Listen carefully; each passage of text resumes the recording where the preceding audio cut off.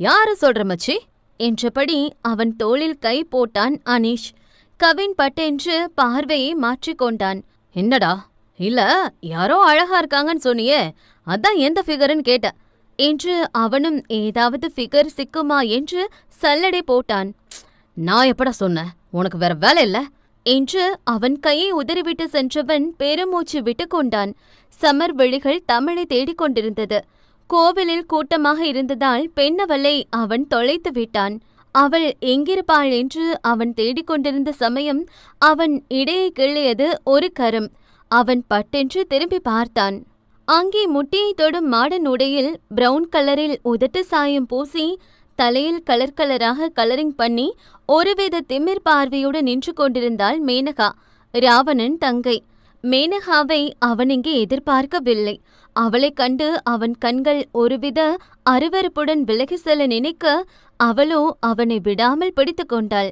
ஏய் மாமா, என்ன பார்த்தது பார்க்காம போற?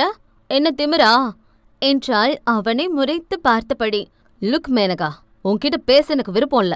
Don't disturb me. ஓஹோ, என்கிட்ட பேச விருப்பம் இல்லனா அப்ப வேற எவகிட்ட பேச விருப்பம் என்றாள் எரிச்சலாய். ஏய், பொண்ணு மாதிரியா பேசுற? அவன் எரிச்சலாய் முகத்தை திருப்பிக் கொண்டான். பொண்ணு மாதிரி பேசினா மட்டும் என்ன இறுக்கி அணைச்சு உம்மா கொடுத்துருவியா மாமா? இல்ல கல்யாணம் பண்ணி குடும்பம் தான் நடத்துவியா? அவன் கேவலமாய் பார்த்தான் அவளை. இதோ இந்த பார்வை, இதுதான் என்ன கோபப்படுத்துது. உன் மேல நான் பைத்தியமா இருக்கேன்னு உனக்கே தெரியும்ல மாமா, அப்புறம் ஏன் என்ன ஏத்துக்க மாட்டேங்கிற? ஏன்னா எனக்கு ஒன்ன பிடிக்கல, போதுமா? ஆனா எனக்கு ஒன்னதான் மாமா பிடிச்சிருக்கு. என் பின்னாடி எவ்ளோ பசங்க சுத்தினாலும் நான் உன் பின்னாடி மட்டும்தானே மாமா சுத்துறேன். உனக்கு ஏன் மாமா என்ன பிடிக்கல? நான் அழகா இல்லையா, இல்ல பணக்காரி இல்லையா? உனக்கு எப்படி வேணும்னு சொல்லு, அப்படி மாறிட்டு போறேன். நான் உன்னை ரொம்ப லவ் பண்றேன்டா மாமா என்று கிறுக்கமாக சொன்னாள். ஆனால் அதுவெல்லாம் அவனுக்கு வெறுப்பைதான் கொடுத்தது. இங்க பாரு மேனகா, நானும் கிளிப்பிள்ளைக்கு சொல்ற மாதிரி சொல்லிட்டேன். நீ எனக்கு ஏத்தவல்லன்னு புரிஞ்சுக்கோ. நீ புரிஞ்சுக்கோ, நீ மட்டும்தான் எனக்கு ஏத்தவன். அதை விட்டுட்டு வேற எவ்வளையாவது லவ் பண்ணணும்னு நினைச்ச, அவளை மட்டும் இல்ல, அவ குடும்பத்தையே கொழுத்திருவேன் என்றாள் வில்லிகளுக்கே வில்லி போல. இதோ இதான் உன் கேரக்டர். நீ நல்லவளா இருக்க நினைச்சாலும் அது உன்னால முடியாது. ஏன்னா நீ கெட்டவ. அவள் வில்லத்தனமாக சிரித்தாள். அதனாலதான் எவகிட்டயோ சிரிச்சு சிரிச்சு பேசினியா மாமா? எதை காட்டி அவ உன்னை மயக்குனா? அவுத்து போட்டு நின்னாளா என்று அவள் சொல்லி முடிக்கவில்லை. அடுத்த நொடி அவள் கன்னத்தை பதம் பார்த்தது சமரின் கரம். அவனிடம் அத்தனை கோபம். மேனகா கன்னத்தை பிடித்தபடி சிவந்த விழிகளுடன் அவனை ஏறிட்டாள். இன்னொரு முறை அவளை பத்தி பேசுன உன்னை கொன்றுவண்டே. அவ கால் தூசி கூட நீ வரமாட்ட என்றான் அருவருப்பாக.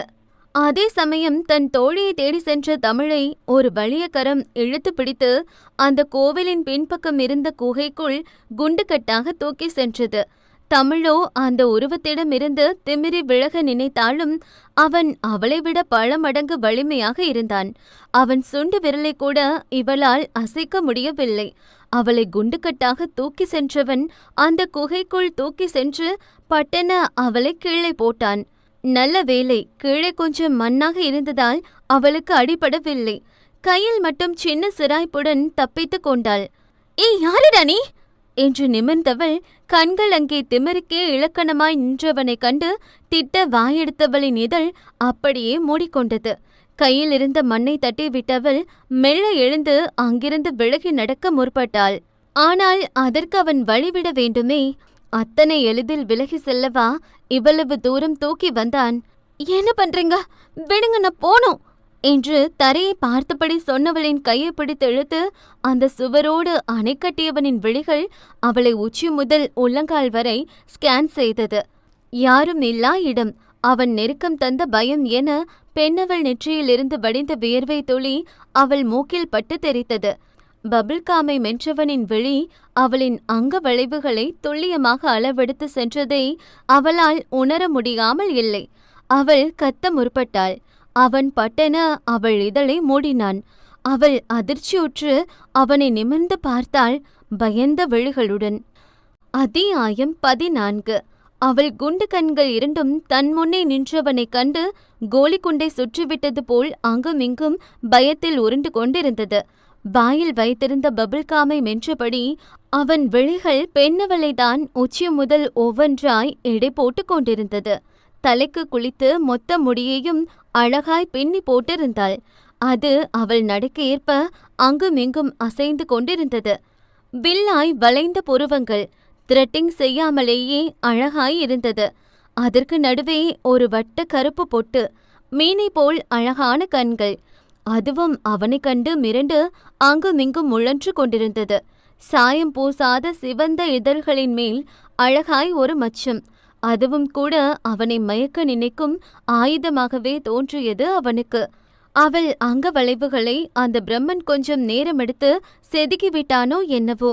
அந்த தாவணி பாவடை அத்தனை பாந்தமாய் அவள் உடலுக்கு பொருந்தி போயிருந்தது. கைகளில் கண்ணாடி வளையல், காலில் சிறிய வெள்ளி கொலுசு என சில நொடிகளில் அவன் கண்கள் அந்த அழகியை அளவெடுத்து முடித்து, அதிலும் அந்த பச்சை தாவணியின் ஓரமாய் பழிச்சிட்டு தெரிந்த அந்த மெல்லிடையையும் அவன் கவனிக்க தவறவில்லை. அவன் கண்கள் அவள் மெல்லிடை பக்கமாய் ஊர்வலம் செல்வதை கண்டவள் பட்டென அவள் தாவணியை இழுத்து விட்டாள், இடையை மறைக்கும்படி. அடேங்கப்பா, அதென்ன பொல்லாத இடுப்பு, நான் பார்க்காத இடுப்பு. இப்படி நான் சொல்லலங்க, அது நம்ம ராவணனோட மைண்ட் வாய்ஸுங்க. அவள் கத்த முடியாதபடி அவன் கரம் கொண்டு அவள் வாயை மூடியிருந்தான் ராவணன். பெண்ணவள் விழிகள் ரெண்டும் அதிர்ச்சியுடன் விரிந்தது. அவன் மீதிருந்த பெர்ஃப்யூம் வாசம் குப்பென்று வந்தது. அவள் மீதிருந்த சீகக்காய் மற்றும் இன்னும் ஒரு வித்தியாசமான நறுமணம் வந்தது. கத்துன பிச்சுருவன் என்றான் கர்ஜனையான குரலில். அவள் மிரண்ட விழிகள் அவனை பயந்து போய் ஏறிட்டது. ஆபீஸ் வராம ஊர் சுத்திட்டு இருக்கியா? அவள் என்னவோ சொல்ல வந்தாள். அவள் இதழ் மீதிருந்து தன் கையை எடுத்தான் அவன். இன்னைக்கு லீவ், நான் எங்க வேணாலும் போவேன். அவள் திமிர் பேச்சு அவனுக்கு பிடிக்கவில்லை. இந்த ராவணனை எதிர்த்து பேசக்கூடாது, புரியுதா? போறவளுக்கு எதுக்குடி இம்புட்டு மேக்கப்பு? நான் ஒன்னும் மேக்கப் போடல. அவன் நக்கல் சிரிப்புடன் அவள் செவ்வுதலை பிடித்து இழுத்தான். அவள் உதட்ட சாயம் கையோடு ஒட்டிக்கொள்ளும் என்று எண்ணி. ஆனால் அதற்கு அவள் சாயம் பூசியிருக்க வேண்டுமே. ஆ என்று வழியில் முகம் சுருங்கியவள் அவள் வாயை மூடிக்கொண்டு அவனை முறைத்து பார்த்தாள். இன்னொரு முறை என்னை தொட்டிங்க, எனக்கு கெட்ட கோபம் வரும் என்றாள் அவனை முறைத்து பார்த்தபடி. இதுவரை அவன் பார்த்த பெண்கள் எல்லாம் அவன் கண் அசைந்தாலே அவன் மீது விழும் பெண்கள்தான். ஆனால் அவளோ அவன் தொடுகையை மட்டுமல்ல, அவனையும் அருவருப்பாகத்தானே நினைக்கிறாள். அது அவனுக்குள் இருக்கும் ராவணனை தட்டி எழுப்பியது. என் பக்கத்துல வர முயற்சி பண்ணாதீங்க. நான் ஒன்னும் உங்ககிட்ட வர்ற மத்த பொண்ணுங்க மாதிரி இல்ல. இன்னொரு முறை என் பக்கம் வந்தீங்க, அவ்வளவுதான் என ஒற்றை விரல் நீட்டி எச்சரித்தவள் அவன் மார்பில் கை வைத்து தள்ளிவிட்டு சென்றாள். சும்மா இருப்பவனை சீண்டி விடுவது இதுதானோ? அவனுக்குள் இருக்கும் ராவணனை தட்டி எழுப்பியவள் அப்படியே போய்விட முடியுமா? இல்லை, அவன்தான் போக விடுவானா? அவனை முறைத்துவிட்டு விலகி நடக்க முயன்றவளின் வலக்கரம் அவன் கருத்திற்குள் சிக்கிக் கொண்டது. பெண்ணவள் என்னவென்பது போல் திரும்பி பார்க்கும் முன் அவளை பிடித்து தன்னருகே இழுத்தான் ராவணன். அவள் தன்னை நிதானப்படுத்திக் கொள்ளும் முன் அவன் மார்பில் வந்து முட்டி நின்றாள். அவன் கழுத்துக்கு கூட இல்லை அவள். ஏ என்று அவள் கத்த முற்படும் முன் அவள் மெல்லிடை அவள் கைகளுக்குள் அகப்பட்டு போயிருந்தது. அவன் திடீரென இடையை பிடிப்பான் என எதிர்பாராதவள் விழி அவனை அதிர்ச்சியுடன் ஏறிட்டது. தந்தையை கூட இதுவரை நெருங்கி நின்றதில்லை. எந்த ஆண்மகனின் வாசமும் அறியாதவள். சேலை கட்டும் பொழுது பெற்றவளிடம் கூட உடலை காட்ட விரும்பாதவளின் இடையில் முதல் முறை ஒரு ஆடவன் கைப்பட்டதும் கூச்சமும் பயமும் அதிர்ச்சியும் ஒரு சேர எட்டி பார்த்தது அவளிடத்தில். அவன் தொட்டதும் அவள் முகத்தில் வந்து போன மாற்றங்களை வைத்தே அவள் கைப்படாத கனி என்று கண்டு கொண்டான் அந்த கள்வன். ஹே, ஆர் யூ வர்ஜின்? அவன் நக்கல் கேள்வியை கண்டு அவள் கண்கள் மெல்ல சொருகியது. கண்கள் சொருக அவனை அடிக்க கை ஓங்கியவளின் கரம் அப்படியே கீழே விழ பட்டென்று அவன் மார்பிலே மயங்கி சரிந்தாள் தமிழ். ராவணன் இதை எதிர்பார்க்கவில்லை. அவன் மார்பில் பூக்குவியலாக மயங்கி சரிந்திருந்தவளை அவன் கைகள் பிடிக்கவில்லை. அவள் அப்படியே கீழே சரிந்து விழும் சமயம் பட்டென்று அவள் இடையோடு பிடித்து தூக்கியவன் இதழ் சத்தமிட்டு சிரித்தது. இதுவரை அவன் வாழ்வில் எத்தனையோ பெண்களை பார்த்திருக்கிறான். அவர்களுடன் மெத்தையில் உச்சக்கட்ட சந்தோஷத்தையும் கண்டிருக்கிறான். ஆனால் முதல் முறை அவன் தொடுதலுக்கே மயங்கி சரிந்தவளை இப்பொழுதுதான் பார்க்கிறான். அதே சமயம் அந்த கோவிலெங்கும் தோழியை காணாமல் தேடிக்கொண்டிருந்தாள் ரம்யா. போச்சு, அந்த முள்ளம்பன்றி தலையும் கூட சண்டை போட்டு தமிழ தொலைச்சிட்டேன். அப்பொழுது அந்த பக்கம் வந்தான் ஒருவன். ஹலோ, என்னங்க தேடுறீங்க? பெரிய சின்சியர் சிகாமணி போல கேட்டான். தமிழ காணோங்க. ஆமாங்க, சரியா சொன்னீங்க. அந்நிய மொழிகள் வந்து நம்ம செந்தமிழ் காணாமலே போச்சு. அவன் தாடையில் கை வைத்து ஃபீல் பண்ணி சொல்ல, இவ ஒருத்தன், யோ போயாங்கிட்ட அடிச்சிட்டு போறேன் என்ற கடுப்பில் அவனை கத்தி விட்டவள் அங்கிருந்த பிள்ளையாரிடம் போய் வேண்டி வைத்தாள். எப்பா பிள்ளையாரப்பா, என் ஃப்ரெண்டு கண்டுபிடிச்சு கொடுத்தா உனக்கு நான் மொட்டை போடுறேன். ஐயோ, சாமிக்கு எப்படி மொட்டை போட முடியும்? வேணும்னா எனக்கு. ஐயோ, மொட்டை போட்டா நான் கர்ண கொடூரமா இருப்பனே. அப்போ என்று யோசித்தவள் சிந்தையில் வந்தது ஒருவன் முகமே. அவன் பேரு தெரியாது, ஆனா அந்த அற்ப பதற கூட்டிட்டு வந்து கண்டிப்பா மொட்டையை போடுற. என் ஃப்ரெண்டு ஒரு அப்பாவி, ஹீரோயின் மெட்டீரியல், அவளை மட்டும் கண்டுபிடிச்சிருப்பா என வேண்டி விட்டு திரும்பியவளின் விழியில் பட்டாள் தமிழ். சுற்று தள்ளி மயங்கி கிடந்தாள். எப்பா சாமி, உனக்கு இம்பிட்டு பவரா? உனக்கு மொட்டை கன்ஃபார்ம் என்று ஒரு பெரிய கும்பிடு போட்டுவிட்டு தோழி அருகே ஓடி சென்றாள். அதே சமயம் தமிழை தேடிக்கொண்டிருந்த சமரும் அங்கே வந்து சேர்ந்தான். தமிழ் என பதறிக்கொண்டே ஓடி வந்தவன் ரம்யாவுக்கு முன் அவளை கைகளில் தூக்கினான். நீங்களா? நீங்க இங்கப்படி என ரம்யாவுக்கு அதிர்ச்சி. அவன்தான் தமிழை கல்யாணம் செய்யவிருந்த மாப்பிள்ளை என்று அவளுக்கு தெரியும். அது இப்ப முக்கியம் இல்லங்க, தமிழுக்கு என்னாச்சு? அவனிடம் அத்தனை பதட்டம். எனக்கும் தெரியல, மயங்கி கிடக்கிறா. சரி வாங்க என்று நொடியில் யோசித்தவன் அவளை கைகளில் ஏந்தி கொண்டு அங்கிருந்து ஓட துவங்கினான். அங்கிருந்த பலரும் இவர்களைக் கண்டு வழிவிட்டு நின்றார்கள். கன்னத்தில் கை வைத்து வன்மத்துடன் இந்த காட்சியை பார்த்து கொண்டிருந்தாள் மேனகா. ஓஹோ, இவளுக்காகத்தான் என்ன வேண்டான்னு சொல்றியா மாமா என அவளுக்குள் வன்மம் செழித்தோங்கி வளர்ந்தது. அதே சமயம் தன் காருக்குள் அமர்ந்து தாடையை சொரிந்தபடி கண்களில் வன்மத்துடன் இதை பார்த்து கொண்டிருந்தான் ராவணன். சமர் அவன் காரின் பின் சீட்டில் பெண்ணவளை படுக்க வைத்தான். ரம்யாவும் உடன் ஏறிக்கொண்டாள். சமர் சற்றும் தாமதிக்காமல் காரை எடுத்தான். இதையெல்லாம் வன்மத்துடன் பார்த்து கொண்டிருந்தவன் சீட்டில் கண்மூடி சாய்ந்தான். அவளை அப்படியே குகைக்குள் விட்டுவிடலாம் என்றுதான் எண்ணினான். ஏன் அவளை அப்படியே விட்டுவிட்டும் வந்துவிட்டான். ஆனால் ஏனோ ஒரு நெருடல். பின் அவளை தூக்கி வந்து கோவிலுக்குள் போட்டுவிட்டு வந்துவிட்டான். அவளை என்ன மச்சி பண்ண? பின்னிருக்கையில் அமர்ந்திருந்த கவின் நண்பனை குற்றம் சாட்டும் பார்வை பார்த்தான். நான் பண்ற அளவுக்கு அவ ஸ்பெஷல் இல்ல என்ற ராவணின் இதழில் நக்கல். அவளை விற்று. ராவணன் நெற்றியை தேய்த்தபடி நண்பனை திரும்பி பார்த்தான். ஆமா, நான் தெரியாம தான் கேக்குறேன். அவகிட்ட அப்படி என்ன இருக்கு? எதை காட்டி அவ எல்லாரையும் மயக்கிறா மச்சி? ராவணன் பேச்சு கவினுக்கு பிடிக்கவில்லை. கோபமாய் காரை விட்டு இறங்கியவன் அப்படியே சென்று விடத்தான் நினைத்தான். ஆனால் நண்பன் சொன்னதுக்கு பதிலடி கொடுத்துவிட்டு போக நினைத்தான். மெல்ல குனிந்து கார் கதவு வழி நண்பனை ஏறிட்டான். அவகிட்ட அப்படி என்ன இருக்குன்னு கேட்டல? அவ மத்த பொண்ணுங்க மாதிரி இல்ல, அதுதான் ஸ்பெஷல். ராவணன் கோபத்துடன் முகத்தை திருப்பிக் கொண்டான்.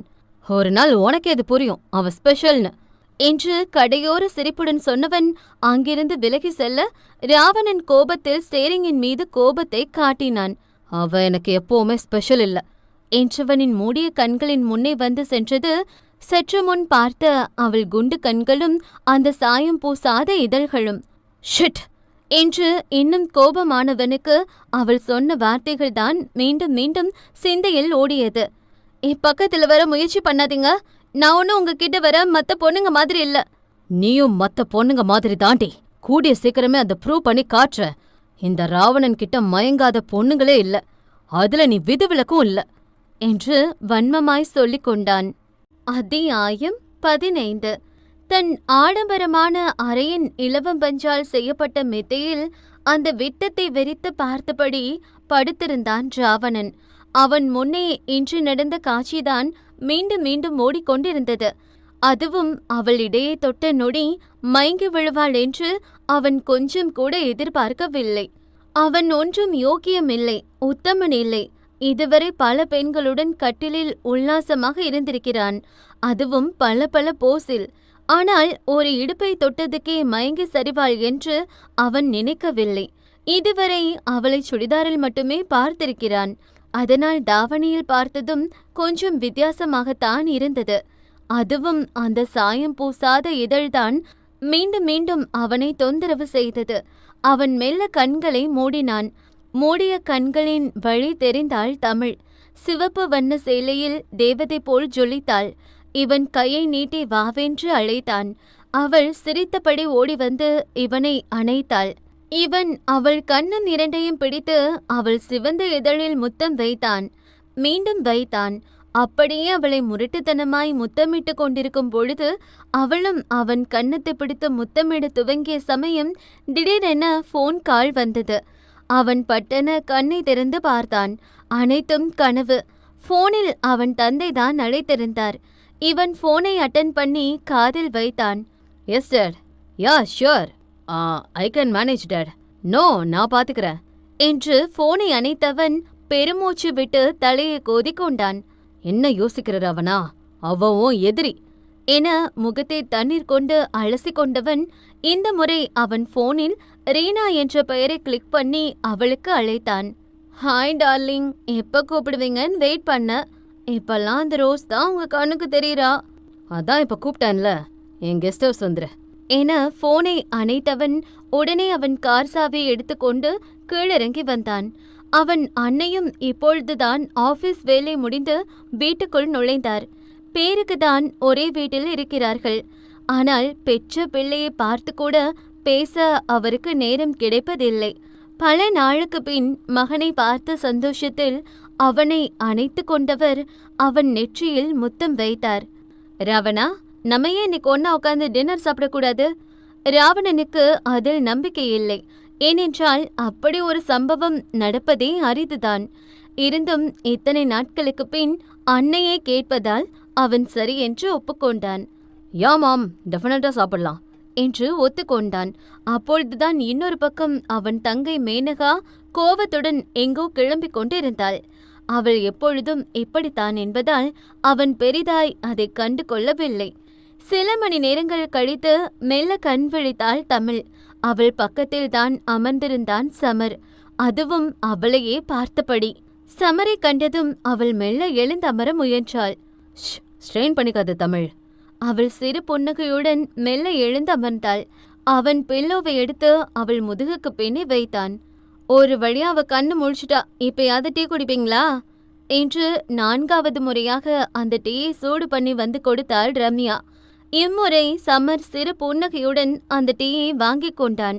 தமிழும் வாங்கி கொண்டாள். சில நொடி அங்கே பெருத்த அமைதி. சரி, இப்பவாது இங்க என்ன நடக்குதுன்னு சொல்றீங்களா?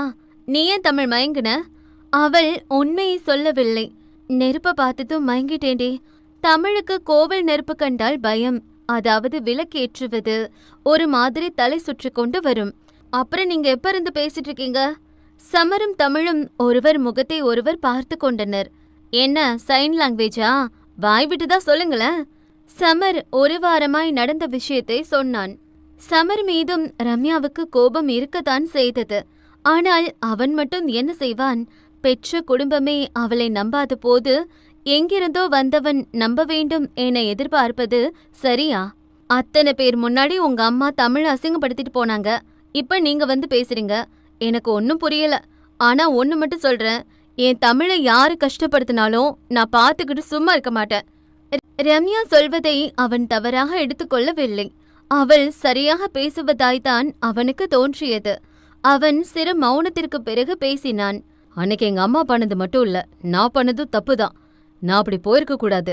இப்ப நான் என் தப்ப நியாயப்படுத்த வரல, சாரி கேட்க வந்திருக்கேன் என்று தமிழ் பக்கம் திரும்பியவன் மனதிலிருந்து மன்னிப்பு கேட்டான். என்னை மன்னிச்சிடுங்க தமிழ், நான் அன்னைக்கு பாதியிலே விட்டுட்டு போயிருக்க கூடாது. ஆனா சத்தியமா சொல்றேன், மத்தவங்க மாதிரி உங்களை சந்தேகப்பட்டு அந்த வீடியோ உண்மைன்னு நினைச்சு நான் போகல. என் அம்மா பேச்சு இது வரைக்கும் நான் மீறினதே இல்லை. அதனாலதான் அன்னைக்கு போக வேண்டிய சூழ்நிலை. என்னை மன்னிச்சிடுங்க. அவன் வெறும் வாய் வார்த்தைக்கு மன்னிப்பு கேட்பது போல் தெரியவில்லை. மனதிலிருந்தே மன்னிப்பு கேட்பது போல்தான் அவர்களுக்கு தோன்றியது. இல்லையெனில் இந்த ஒரு வாரம் எதற்கு அவள் பின்னே அவன் அலைய போகிறான்? அதுவும் அவன் தகுதிக்கும் அவன் இருக்கும் இடத்திற்கும் அவள் ஒன்றுமே இல்லை. இருந்தும் ஏன் அவன் பின்னே மன்னிப்பு கேட்க வரப்போகிறான்? தமிழ் அழகாய் ஒரு புன்னகை கொடுத்தாள். சரி, மன்னிச்சிட்டேன், போதுமா? நிஜமா? ஏன் கற்பூரம் எடுத்து சத்தியம் பண்ணாதான் நம்புவீங்களா?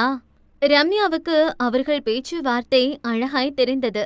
அவள் டீசென்ட்டாக இருவருக்கும் தனிமை கொடுத்து ஒதுங்கிக் கொண்டாள். ரம்யாவுக்கு அப்பா அம்மா கிடையாது. அவள் ஒரு அனாதை இல்லத்தில் வளர்ந்தவள். அவள் சொந்த பந்தம் யாரென்றும் தெரியாது.